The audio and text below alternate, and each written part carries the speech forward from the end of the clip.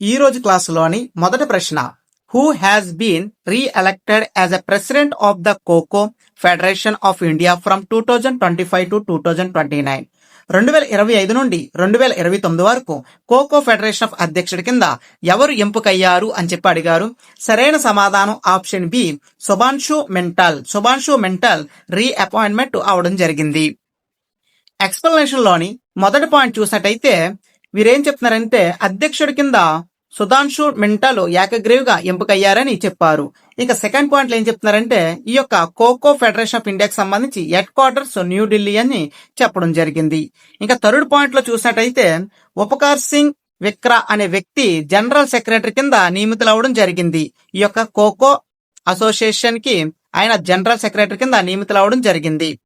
రెండో ప్రశ్న చూసినట్టయితే what is the name of the newly inaugurated advanced digital studio at the Indian institute of public administration? Indian institute of public administration లో కొత్తగా ప్రారంభించిన advanced digital studio పేరేమిటి అని చెప్పి అడిగారు. సరైన సమాధానం ఆప్షన్ ఏ, సృష్టి. ఎక్స్ప్లెనేషన్ లోని మొదటి పాయింట్ చూసినట్టయితే న్యూఢిల్లీలోని IIPA వద్దన డిజిటల్ స్టూడియో సృష్టిని కేంద్ర మంత్రి డాక్టర్ జితేంద్ర సింగ్ ప్రారంభించడం జరిగింది. అయితే ఇంకా రెండో పాయింట్లు ఏం చెప్తున్నారంటే న్యూఢిల్లీలోని Indian institute of public administration లో నూతనంగా లాంచ్ సాకార్ను ఆయన ప్రారంభించడం జరిగిందంట. ఈ యొక్క సృష్టితో పాటు ఆయన మరొకటి లాంచ్ చేశారంట న్యూఢిల్లీలోనే సేమ్ ప్లేస్ లో అని. దాని పేరు లాంచ్ సాకార్ అని లాంచ్ చేయడం జరిగింది. ఇంకా థర్డ్ పాయింట్లు ఏం చెప్తున్నారంటే ఈ యొక్క సృష్టి ఏదైతే ఉందో ఇది సిబ్బంది మరియు ప్రజా ఫిర్యాదులు పెన్షన్ల మంత్రివర్గ శాఖ ఆధీనంలోని ఈ యొక్క సృష్టిని అభివృద్ధి చేయడం జరుగుతుందని చెప్పడం జరిగింది. Ministry of personal and public issues and pensions మంత్రివర్గ శాఖలోని ఇది డెవలప్ అవుతుంది. ఇంకా ఫోర్త్ పాయింట్ లో ఏం చెప్తున్నారంటే ఈ యొక్క సృష్టి యొక్క మెయిన్ లక్ష్యం ఏంటంటే ప్రభుత్వ అధికారులు, పరిశోధకులు digital learning, training, content creation కు ఇదో ప్లాట్ఫామ్ గా ఉపయోగపడుతుందని వారు చెప్పడం జరిగింది. ఇది ఎంతగానో ప్రోత్సహించిందని వారు చెప్పడం జరిగింది. మూడో ప్రశ్న చూసినట్టయితే which edition of Durand cup Asian oldest football tournament will be held in the year 2025? Asia యొక్క పురాత ఫుట్బాల్ టోర్నమెంట్ అయిన డొరాండో కప్ యొక్క ఎడిషన్ 2025 సంవత్సరంలో జరగనుంది. సరైన సమాధానం ఆప్షన్ డి, 134వ ఎడిషన్ అని మనం చెప్పొచ్చు. దీనికి అర్థం ఇది 134సారి ఈ యొక్క స్పోర్ట్స్ అనేవి కండక్ట్ చేస్తున్నారని అర్థం. ఎక్స్ప్లెనేషన్ లో ఏం చెప్తున్నారంటే మొదటి పాయింట్ లోని ఈ యొక్క టోర్నమెంట్ మన యొక్క ప్రెసిడెంట్ ద్రౌపది ముర్ము గారు స్టార్ట్ చేశారంట. అయితే ఏ విధంగా స్టార్ట్ చేశారని చూసినట్టయితే జూలై 4, 2025 మన యొక్క డొరాండో కప్ విజేతకు ప్రదానం చేసే 3 డొరాండో కప్ ట్రోఫీలు ఉన్నాయంట. మొత్తం ఎన్ని ఉన్నాయి? 3 ట్రోఫీస్ ఉన్నాయంట. ఇందులోని యొక్క డొరాండో కప్లోని మొత్తం 3 ట్రోఫీలు ఉన్నాయి. అందులో మొదటిది డొరాండో కప్ 1, సిమ్లా ట్రోఫీ 1 మరియు ప్రెసిడెన్షియల్ కప్ 1. ఈ మూడాటిని కూడా మన యొక్క ద్రౌపది ముర్ము గారు ఆవిష్కరించి జెండా ఊపి ప్రారంభించారని వారు చెప్పడం జరిగింది.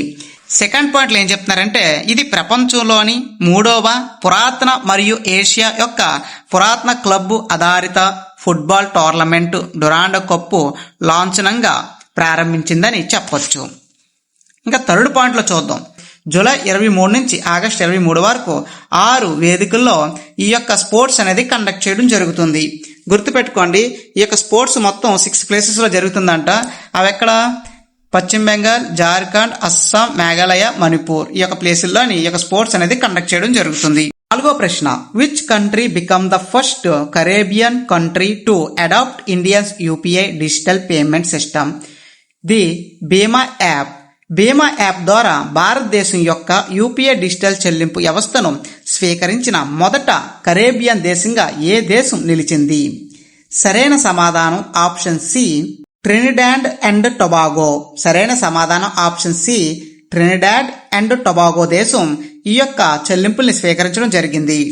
ఈ క్వశ్చన్ అయితే డైరెక్ట్ గా అడిగే అవకాశం ఉంటుంది. దీనికి ఎటువంటి ఎక్స్ప్లెనేషన్ కూడా అక్కర్లేదు. మహా అయితే ఈ యొక్క దేశానికి సంబంధించిన క్యాపిటల్ ఏంటని అడిగితారో ఆ క్యాపిటల్ కానీ మీకు తెలిస్తే వీడియో కింద కామెంట్ బాక్స్ లో మెన్షన్ చేయండి. ఐదో ప్రశ్న చూసినట్టయితే what is the name of the recently launched portal the provides open access to national and state level data on student performance. విద్యార్థుల పనితీరుపై జాతీయ మరియు రాష్ట్ర స్థాయి డేటాకు ఓపెన్ యాక్సెస్ను అందించిన ఇటీవలే ప్రారంభించిన పోర్టల్ పేరు ఏమిటి? స్టూడెంట్ పాసింగ్ రేట్ 93.77% ఉందంట. స్టూడెంట్ పాసింగ్ రేట్ ఆఫ్ 93.77% ఉందంట. చూడండి, అంటే ప్రజెంట్ ఎవరైతే విద్యార్థులు చదువుతున్నారో వారి యొక్క పాస్ పర్సెంట్ మనకి వరల్డ్ వైజ్గా చూసుకున్నట్టయితే, మనకి ఇండియాలో చూసుకున్నట్టయితే 93.77% స్టూడెంట్స్ అనేది పాస్ అయ్యి వారికి ఎడ్యుకేషన్ అనేది కంటిన్యూస్ అనేది చేస్తున్నారు.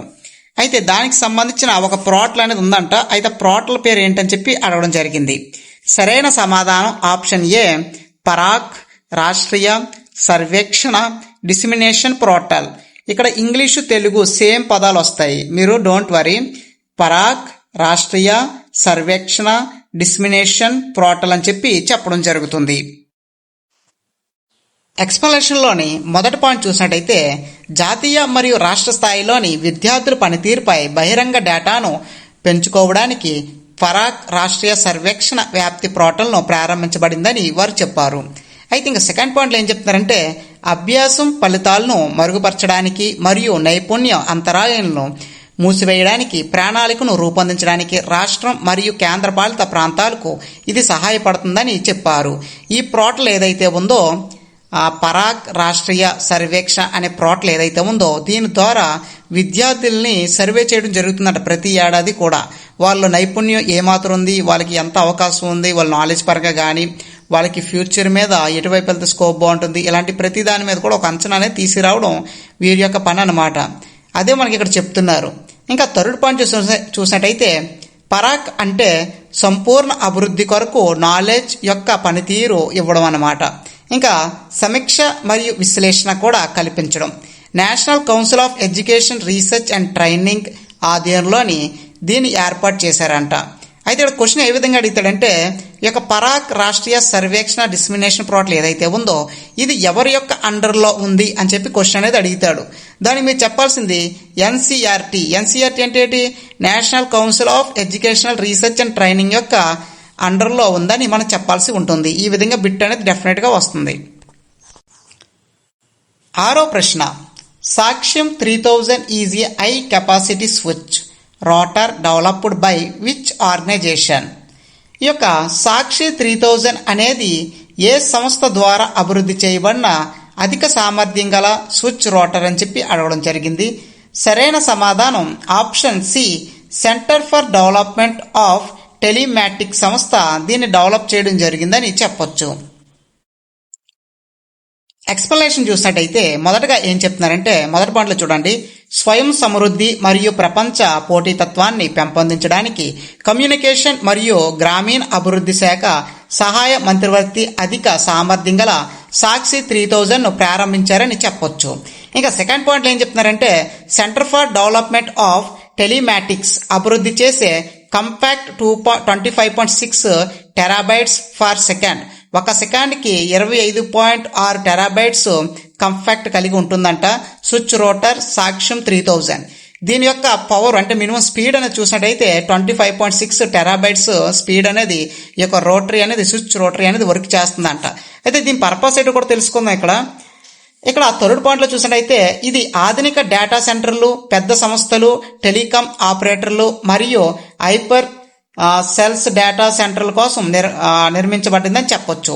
ఈ యొక్క రోటర్ ఏదైతే ఉందో, ఈ యొక్క సాక్ష్యం 3000 రోటర్ ఏదైతే ఉందో, ఈ రోటర్ తోటి ఇంటర్నెట్ సెంటర్లు ఉంటాయి కదా, హైయెస్ట్ డేటా సెంటర్లు ఏదైతే ఉంటాయో, పెద్ద పెద్ద ఆఫీసులు కానీ, సాఫ్ట్వేర్ కంపెనీలు కానీ, వీళ్ళందరికీ కూడా ఇది చాలా బాగా ఉపయోగపడుతుందని, దాంతోపాటు ఈ యొక్క మీ సేవ సెంటర్లు కానీ, తర్వాత గవర్నమెంట్ సెక్టర్లోని పల్లెటూరులో మనకి సిగ్నల్ లేక సర్వర్ పనిచేయకపోవడం ఇలాంటివి జరుగుతున్నాయి. అలాంటి సమస్యలు అన్నిటిలో కూడా ఒక పరిష్కారం దొరికిందని మనం చెప్పొచ్చు. అయితే దీని పేరు ఏంటని అడిగితారు మనకి, సాక్ష్యం 3000 అని మనం చెప్పాల్సి ఉంటుంది. దీని కెపాసిటీ చూసినట్టయితే 25.6 టెరాబైట్స్ పర్ సెకండ్ అని చెప్పొచ్చు. ఏడో ప్రశ్న చూడండి, చాలా ఇంపార్టెంట్ అని చెప్పొచ్చు. Which company will started India's the first private space based internet service in 2028? 2028లోని భారతదేశపు మొట్టమొదట ప్రైవేట్ అంతరిక్ష ఆధారిత ఇంటర్నెట్ సేవలను ఏ కంపెనీ ప్రారంభిస్తుంది అని చెప్పి అడిగారు. సరైన సమాధానం చూసినట్టయితే ఆప్షన్ సి, అనంత టెక్నాలజీస్ ఈ యొక్క ప్రైవేట్ స్పేస్ బేస్డ్ ఇంటర్నెట్ సర్వీస్ని డెవలప్ చేయనున్నారంట. ఎక్స్ప్లెనేషన్ చూసినట్టయితే మొదటి పాయింట్లో ఏం చెప్తున్నారంటే ఈ యొక్క అనంత టెక్నాలజీస్ ఏదైతే ఉందో ఇది హైదరాబాద్కి చెందిన కంపెనీ అని చెప్పొచ్చు. భారతదేశపు మొట్టమొదట ప్రైవేట్ శాటిలైట్ బ్రాడ్ బ్యాండ్ సేవలను ప్రారంభించడానికి అనుమతి పొందిన ఏకైక కంపెనీ అంట. ప్రైవేట్ శాటిలైట్ బ్రాడ్ బ్యాండ్ సర్వీస్ను పొందిన ఏకైక కంపెనీ అని మనం చెప్పొచ్చు. అయితే సెకండ్ పాయింట్లో ఏం చెప్తున్నారంటే ఈ ప్రాజెక్ట్ ప్రకారం ఈ యొక్క ప్రైవేట్ కంపెనీ ఏదైతే ఉందో ఇది ఇన్ స్పేస్ ఆమోదించిన ఈ ప్రాజెక్టు 2028లో ప్రారంభం అవుతుందని చెప్పారు. భారతదేశంలో తయారైన ఉపగ్రహాలను ఉపయోగించుకొని దీన్ని డెవలప్ చేయడం జరుగుతుందని వారు చాలా క్లియర్గా చెప్పడం జరిగింది. 8వ ప్రశ్న, which city become the Odisha 6th municipal corporation? ఏ నగరం ఒడిశా యొక్క 6వ మున్సిపల్ కార్పొరేషన్గా మారింది? సరైన సమాధానం ఆప్షన్ డి, పూరి. రీసెంట్గా పూరిలోని జగన్నాథ స్వామి యొక్క ఫెస్టివల్ అనేది చాలా గ్రాండ్గా జరిగింది. ఇది వరల్డ్లోని ద టాపెస్ట్ ఫెస్టివల్ అని చెప్పొచ్చు.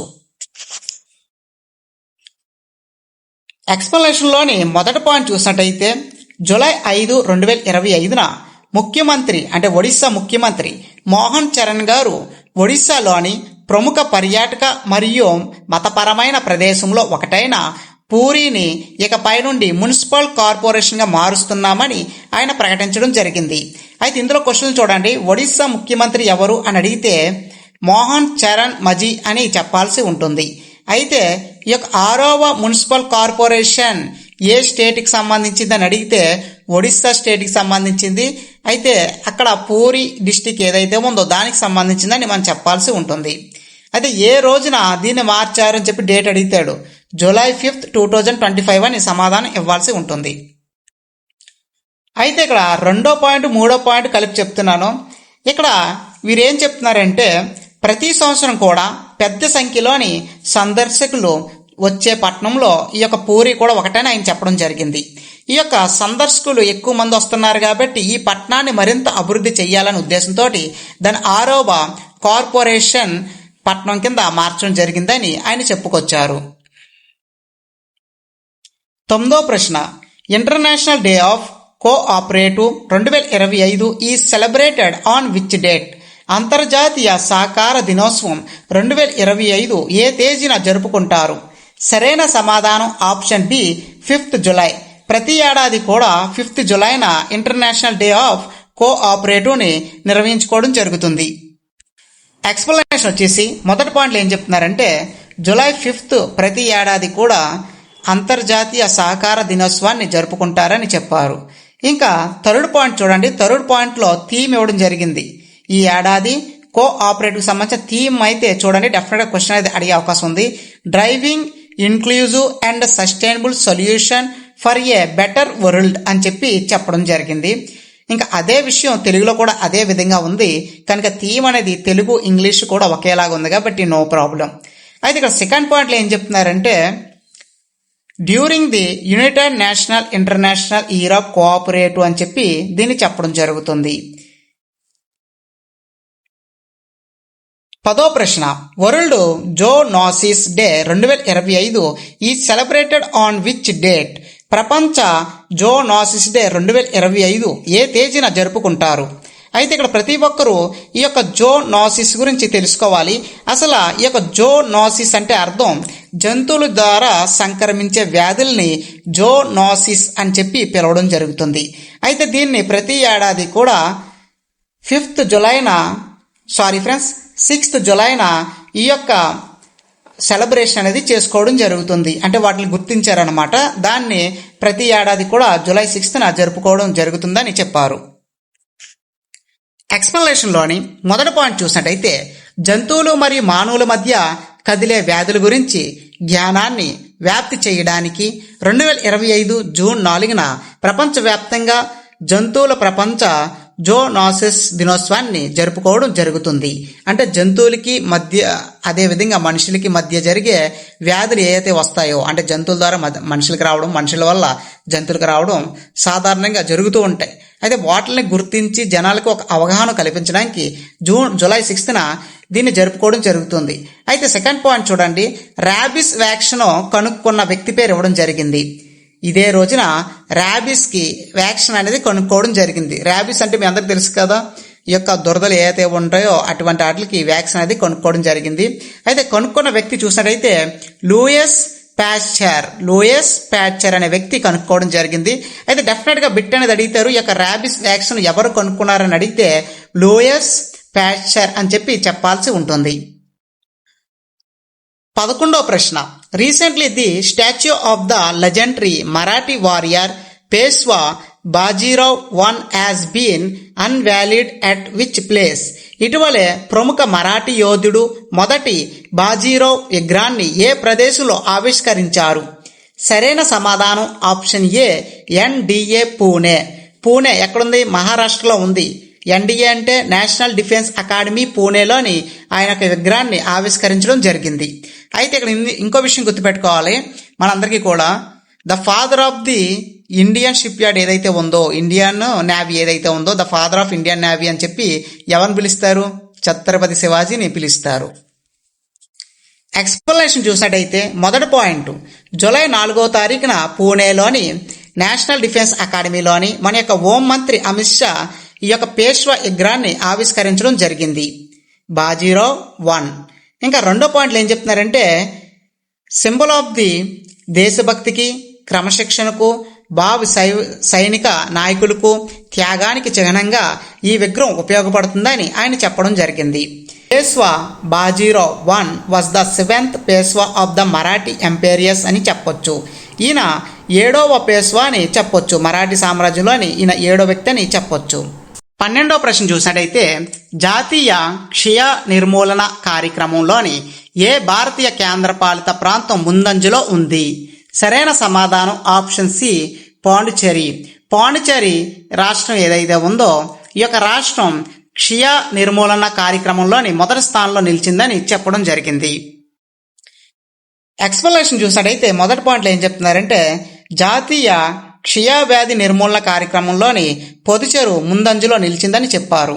ఇంకా సెకండ్ పాయింట్లో ఏం చెప్తున్నారంటే, 2015 నుంచి ఇప్పటిదాకా 36% ఈ యొక్క టెస్టులు అనేవి పెరిగాయని చెప్పొచ్చు. అంటే గత 10 సంవత్సరాల నుంచి చూసుకున్నట్టయితే, గత 10 సంవత్సరాల నుండి 2015 నుండి ఇప్పటిదాకా సుమారుగా 136% టెస్టులు అనేది చేశారు. అయితే రిజల్ట్ ఏమొచ్చిందో మనం థర్డ్ పాయింట్లో చూద్దాం. పొదిచెరు కేంద్రపాలిత ప్రాంతం ఇది గత దశాబ్దంలో టీబీ సంభావనలోని 59% తగ్గింపు నమోదు చేసిందని చెప్పొచ్చు. అయితే వీరు చేసిన టెస్టులు ఏదైతే ఉందో, వీరు చేసిన టెస్ట్లో గత 10 సంవత్సరాల నుంచి పోల్చుకుంటే ఇప్పటికి 136% టెస్టులు అనేది చేశారంట. అయితే ఈ టెస్టులు చేసిన సర్వేలో ఏం తేలిందంటే 59% మందికి ఈ యొక్క టీబీ అనేది కంట్రోల్లో ఉందని, తగ్గిందని వారు చెప్పడం జరిగింది. ఇంకా అదే విధంగా 4వ పాయింట్ చూడండి, చాలా ఇంపార్టెంట్ పాయింట్. ఈ ఏడాది 40 విలేజెస్ అంటే 40 గ్రామాలకు టీబీ లేదని చెప్పి ప్రకటించడం జరిగింది. 40 గ్రామాల్లోని టీబీ రోగం అనేది లేదంట ఈ యొక్క పాండిచ్చేరి డిస్టిక్లో అని. అదే విధంగా చూడండి 5th పాయింట్లో చూసినట్టయితే లాస్ట్ ఇయర్లోని కేవలం 8 గ్రామాలకే టీబీ లేదని చెప్పి నిర్ధారణ రావడం జరిగింది. గత ఏడాదితో పోల్చుకుంటే ఈ ఏడాది ఇంకో 32 గ్రామాలు యాడ్ అవ్వడం జరిగింది. మొత్తం 40 గ్రామాలకి ఎటువంటి టీబీ రోగం లేదని చెప్పి చెప్పడం జరిగింది. ఇంకా 6th పాయింట్ చూసినట్టయితే, union minister of health and family welfare as organized a media tour to Puducherry అని చెప్పి చెప్పొచ్చు. కేంద్ర ఆరోగ్య కుటుంబ సంక్షేమ మంత్రివర్గ శాఖ పొదిచెరులోని మీడియా టూర్ను ఏర్పాటు చేసిందని చెప్పొచ్చు. 3వ ప్రశ్న, where has India established its first equine diseases free compartment? భారతీయ తన మొదట ఈక్వైన్ డిసీజెస్ ఫ్రీ కంపార్ట్మెంట్ను ఎక్కడ స్థాపించింది? సరైన సమాధానం option D remount veterinary corps centre, మీరట్లోని రీమోట్ వెటర్నరీ సెంటర్ దగ్గర దీన్ని డెవలప్ చేయడం జరిగిందని చెప్పొచ్చు, స్థాపించారని చెప్పొచ్చు. ఎక్స్ప్లెనేషన్ చూసినట్టయితే ఉత్తరప్రదేశ్లోని మీరట్లోని కంటోన్మెంట్లోని రీమౌంట్ వెటర్నరీ క్రాప్స్ సెంటర్ అండ్ కాలేజీలోని భారతదేశం తన మొదట ఈక్వైన్ డిసీజెస్ ఫ్రీ కంపార్ట్మెంట్ ను ఏర్పాటు చేసిందని చెప్పొచ్చు. ఇంకా సెకండ్ పాయింట్ ఏం చెప్తున్నారంటే ఈ సదుపాయాన్ని 2025 జూలై 3న world organization for animal health అధికారికంగా గుర్తించిందని చెప్పొచ్చు. అదే విధంగా వీళ్ళు ఏం చెప్తున్నారంటే ఈ యొక్క స్పోర్ట్స్ గుర్రాలు ఏవైతే ఉన్నాయో వాటి యొక్క హెల్త్ పరంగా కానీ అదే విధంగా ఈ స్పోర్ట్స్ ని మరింత ముందుకి తీసుకెళ్ళడానికి ఇదో రకంగా ఉపయోగపడుతుందని చెప్పొచ్చు. అయితే దీన్ని world organization for animal health recent గా గుర్తించిందని చెప్పొచ్చు. దీన్ని 14వ ప్రశ్న, what is the name of India's first national level cooperative university whose foundation stone laid in Anand, Gujarat? గుజరాత్లోని ఆనంద్లోని పునాది రాయి వేసిన భారతదేశపు మొట్టమొదట జాతీయ స్థాయి సహకార విశ్వవిద్యాలయం పేరు ఏమిటి అని చెప్పి అడిగారు. సరైన సమాధానం ఆప్షన్ బి, త్రిభువన సహకార యూనివర్సిటీ. త్రిభువన సహకారి యూనివర్సిటీ ఈ యొక్క పునాది రాయి వేసిందని చెప్పొచ్చు. గుజరాత్ ఎక్స్ప్లెనేషన్ చూసినట్టయితే జూలై 5న గుజరాత్లోని ఆనంద్లోని భారతదేశపు మొట్టమొదటి జాతీయ స్థాయి సహకార విశ్వవిద్యాలయం త్రిభువన్ సహకార విశ్వవిద్యాలయం శంకుస్థాపన జరిగింది. అయితే దీనికి సహకరించిన వ్యక్తి ఎవరని చూసినట్టయితే ఈ యొక్క భూమి పూజ చేసిన వ్యక్తి మన యొక్క హోం మంత్రి అమిత్ షా గారని చెప్పొచ్చు. ఇంకా 3వ పాయింట్ చూసినట్టయితే దేశంలోని సహకార విద్యా ఆవిష్కరణలు ఉపదిని బలోపేతం చేసేందుకు ఈ యొక్క ఇన్స్టిట్యూట్ స్థాపించారని చెప్పొచ్చు. అయితే ఇక్కడ మనం చూడొచ్చు 4వ పాయింట్లో ఏం చెప్తున్నారంటే మల్టీ డిసిప్లినరీ ప్రోగ్రామ్ ని డెవలప్ చేసే ఉద్దేశంతో నేషనల్ ఎడ్యుకేషన్ పాలసీ 2020 ప్రకారం దీన్ని స్థాపిస్తున్నట్లు వారు చెప్పడం జరిగింది. ఇంకా 5వ పాయింట్లో ఏం చెప్తున్నారంటే వచ్చే 4 ఏళ్లలోని ఇంకో 200 ఎగ్జిక్యూటివ్ కోఆపరేటివ్ ఇన్స్టిట్యూట్స్ ని దేశవ్యాప్తంగా ఎస్టాబ్లిష్ చేస్తామని అమిత్ షా చెప్పడం జరిగింది. 16వ ప్రశ్న చూసినట్టయితే who become the youngest ever player to it fastest one day century in under 19 cricket? Under 19 క్రికెట్లో అత్యంత పిన్న వయసుడైన వన్డే సెంచరీ సాధించిన ఆటగాడు ఎవరు? ఆ రికార్డు సృష్టించిన వ్యక్తి ఎవరని చెప్పి అడగడం జరిగింది. సరైన సమాధానం ఇక్కడ మీరు పిక్చర్ లో చూడొచ్చు పర్సన్ ని. ఆప్షన్ సి, వైభవ సూర్యవంశన్. వైభవ సూర్యవంశన్. ఎక్స్ప్లెనేషన్ చూసినట్టయితే వైభవ సూర్యవంశన్ ఎవరైతే ఉన్నారో ఈ వ్యక్తి యొక్క వయసు కేవలం 14 సంవత్సరాలు, అతి తక్కువ వయసు గల వ్యక్తి అని చెప్పొచ్చు. ఈయన గుజరాత్ రాష్ట్రానికి చెందిన వ్యక్తి. డెఫినెట్ క్వశ్చన్ అడిగితాడు ఈయన ఏ స్టేట్కి చెందిన వ్యక్తి అని.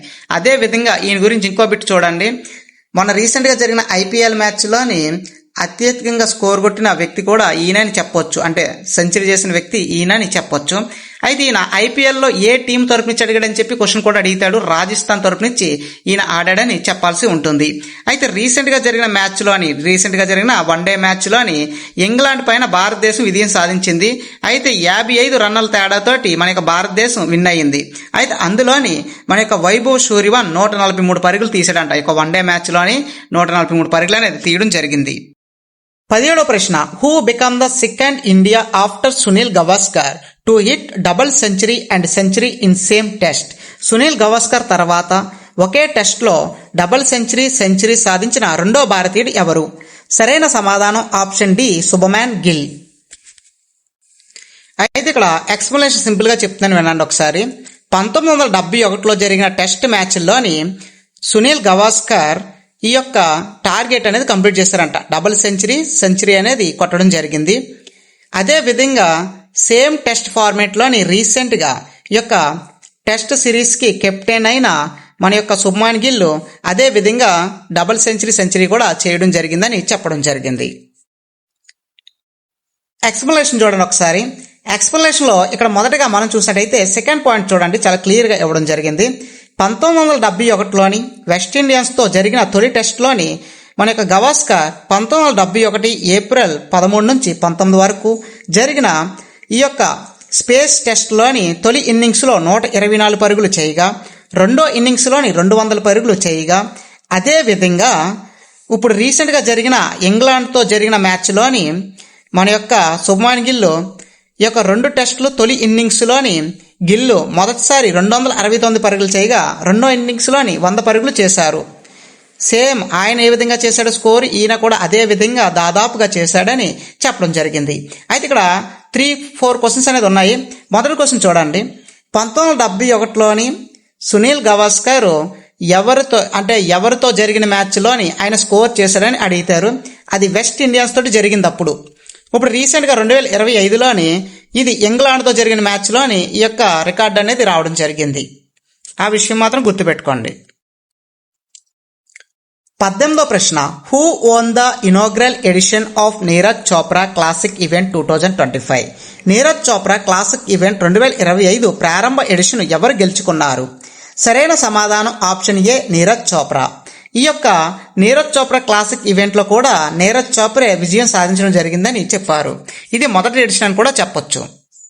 ఎక్స్ప్లనేషన్ చూసినట్టయితే మొదటగా ఈ యొక్క నీరజ్ చోప్రా క్లాసిక్ ఈవెంట్ ఏదైతే ఉందో ఈ యొక్క స్పోర్ట్స్ అనేవి మన యొక్క బెంగళూరులోని జరిగాయంట. నిన్న ఎక్కడ? బెంగళూరులోని జరిగాయి.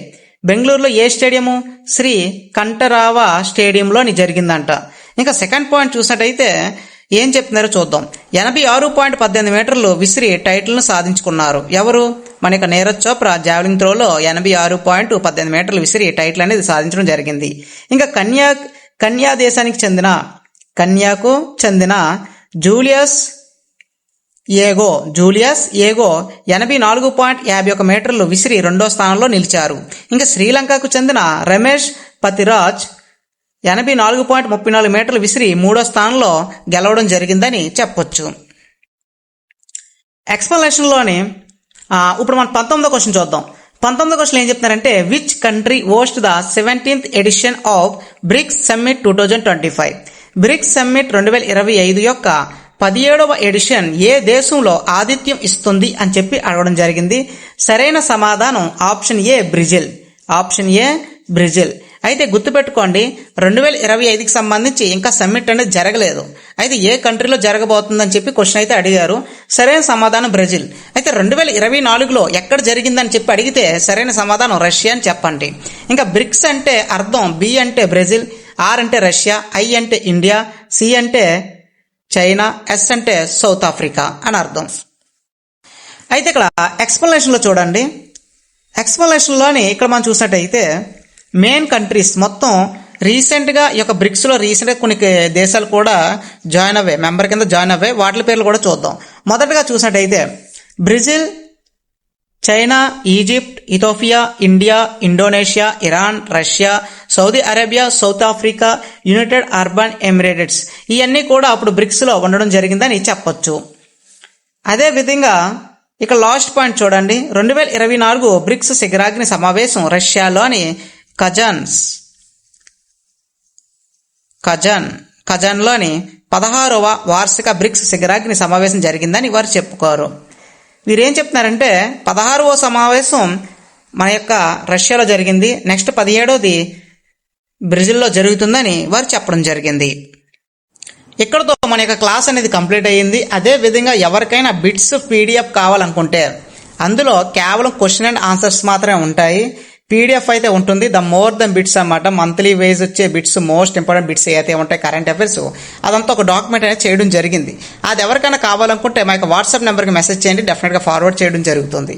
అదేవిధంగా ఈ వాల్యుబుల్ ఇన్ఫర్మేషన్ మీ యొక్క స్నేహితులు కూడా షేర్ చేయండి. Thank you for watching this video. Please subscribe to tech today channel.